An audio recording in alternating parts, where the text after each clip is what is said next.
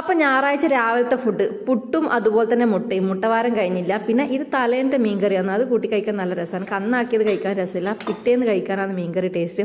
ഇന്ന് എൻ്റെ ലൈഫിൽ ആദ്യമായിട്ട് ഞാൻ മന്തി കഴിക്കാൻ വന്നു. അത് ഞാൻ സ്വന്തമായിട്ട് ഉണ്ടാക്കിയ മന്തി. അതിനായിട്ട് ചിക്കൻ നല്ലോണം കഴുകിയെടുത്തിട്ട് ഇതേപോലെ കുത്തിക്കൊടുത്ത് ഇനി ഇതിലേക്ക് വീഡിയോയിലെല്ലാം കണ്ടതുപോലെ തന്നെ മാഗി ക്യൂബ് ഇതിനെ ചേർക്കുന്നൊന്നും എനിക്കറിയില്ല. എല്ലാ വീഡിയോയിലും കാണിക്കുന്നത്. പിന്നെ ഏലക്ക, ഗ്രാമ്പു, അതുപോലെ തന്നെ മഞ്ഞൾപ്പൊടി, പിന്നെ സൺഫ്ലവർ ഓയിൽ ഒഴിച്ചിട്ടുണ്ട്. അതിൻ്റെ കൂടെ കുറച്ച് ഫുഡ് കളറും കൂടെ ഞാൻ വാങ്ങി വെച്ചിട്ടുണ്ടായിരുന്നു.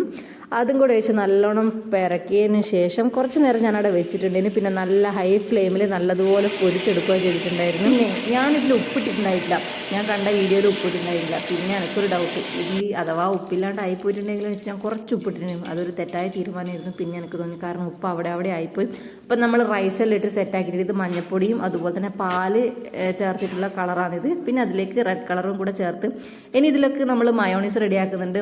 പച്ചമുട്ട 2 എണ്ണം, അതുപോലെ തന്നെ 2 വെളുത്തുള്ളി, കുറച്ച് കുരുമുളക് പൊടി, അതുപോലെ തന്നെ ഓയിലും ഉപ്പും ഇച്ചിരി പഞ്ചസാരയും അങ്ങനെ ചേർത്ത് നല്ലതുപോലെ അടിച്ചെടുക്കുന്നതാണ് നമ്മളെ ഫൈനൽ റിസൾട്ട്. ഇതാന്ന്. ബാക്കിയുള്ളതൊന്നും എനിക്ക് വീഡിയോ എടുക്കാൻ അങ്ങനെ പറ്റിയിട്ടുണ്ടായിട്ടില്ല.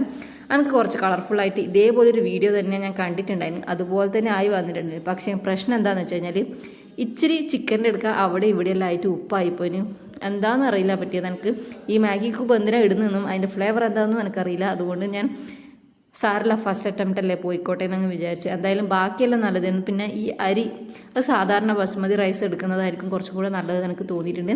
പിന്നെ വലിയ ചെമ്മീനും വാങ്ങിയിട്ടുണ്ടെങ്കിൽ അതും കൂടിയാണ് ഇന്നത്തെ സൺഡേ സ്പെഷ്യൽ. ഇതാണ് ഉച്ചയ്ക്ക് കഴിക്കാൻ വേണ്ടി. ഇതൊന്നും കൊണ്ട് ഞാൻ അവസാനിപ്പിച്ചിട്ടില്ല. അന്ന് വാങ്ങിയ ഫ്രൈസ് കുറച്ച് ബാക്കിയുണ്ടല്ലോ, എന്നാൽ പിന്നെ ലോഡഡ് ഫ്രൈസും കൂടി ആക്കാന്നങ്ങ് തീരുമാനിച്ചിട്ടുണ്ട്. ഫ്രൈസ് പെട്ടെന്ന് പൊരിച്ചെടുക്കാൻ പറ്റുന്നതിനെ കൊണ്ട് അങ്ങനെ എടുത്തു. പിന്നെ ചിക്കനും പൊരിച്ചിട്ട് അതിലേക്ക് നല്ലതുപോലെ പൊടിച്ചിട്ട് ഇട്ട് കൊടുത്തു. മയോണൈസും കൂടി ഇട്ടപ്പോൾ നമ്മളെ ലോഡഡ് ഫ്രൈസ് ആയി അങ്ങനെ റെഡി ആയിട്ട്. ഇതാണ് നമ്മളെ പാവങ്ങളെ ലോഡഡ് ഫ്രൈ.